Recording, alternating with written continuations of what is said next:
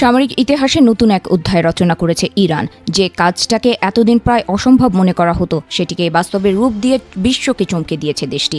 বিশ্বের অন্যতম আধুনিক ও আকাশে অদৃশ্য ঘাতক হিসেবে পরিচিত মার্কিন F-35 যুদ্ধ বিমানে সফলভাবে লক্ষ্যবস্তু বানিয়েছে ইরানি বাহিনী। রাডারে ধরা না পড়ায় এতদিন F-35 যুদ্ধ বিমানকে যে কোনো আকাশ প্রতিরক্ষার ধরাছোঁয়ার বাইরে হিসেবে বিবেচনা করা হতো, কিন্তু আকাশপথের যুদ্ধে F-35কে লক্ষ্যবস্তু করে যুক্তরাষ্ট্রের ছড়ানো সেই মিথ ভেঙে দিয়েছে ইরান। রিপোর্ট অনুযায়ী ইরানি বাহিনীর প্রতিরক্ষা থেকে ছোড়া গোলার আঘাত পাওয়ার পর মার্কিন F-35 যুদ্ধ বিমানটি জরুরি অবতরণ করতে বাধ্য হয়।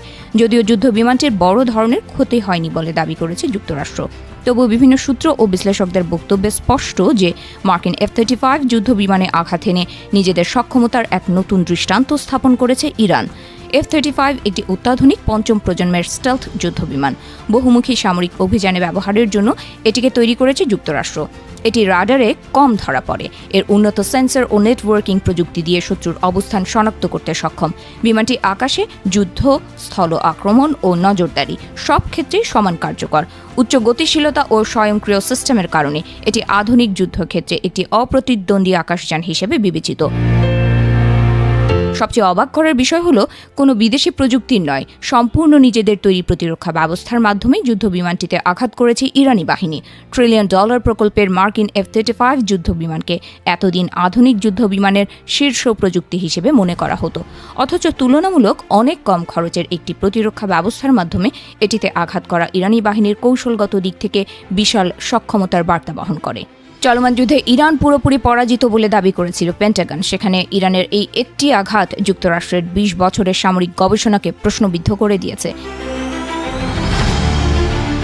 বিশেষজ্ঞরা বলছেন, এই ঘটনার মাধ্যমে ইরান শুধু একটি বিমান আঘাত করেনি, বরং ভবিষ্যতের যুদ্ধের ধারণাকেই নাড়িয়ে দিয়েছে। স্টেলথ প্রযুক্তি যে পুরোপুরি অজেয় নয় সেটিও এখন স্পষ্ট হয়ে উঠছে।